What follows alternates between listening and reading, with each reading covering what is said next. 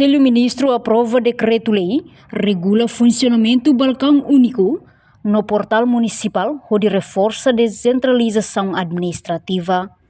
Quarta-feira, governo lihusi reunião Conselho Ministro da Huluk Tinan Riun Rua Ronulu Resin Limaniang aprova mos projeto resolução governo nebe apresenta o ministro Administração Estatal Tomás do Rosário Cabral com o decreto-lei que regula funcionamento do balcão única no portal municipal.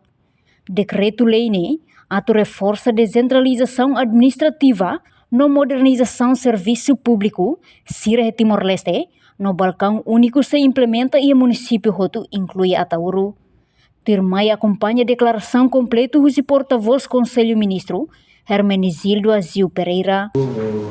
Portal municipal, então você já tem mais Ministro da Administração Estatal, Sr. Tomás Cabral que apresenta o balcão único, onde facilita atendimento público, a documentação que o público precisa, e nessa incluímos Ilha Atauro, o município todo. Temos o Conselho de Ministros aprova.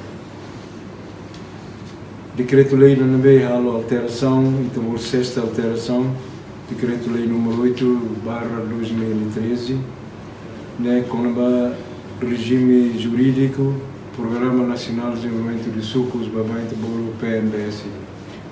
Temos esta aprovação, onde ato reforça transparência, fontes de financiamento, despesas com a execução orçamental.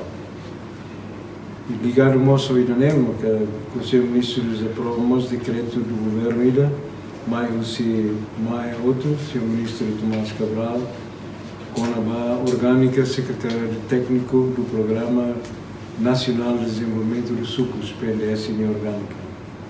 Neve com a necessidade de alteração no ajuste, diploma nemos Conselho de Ministros aprovou.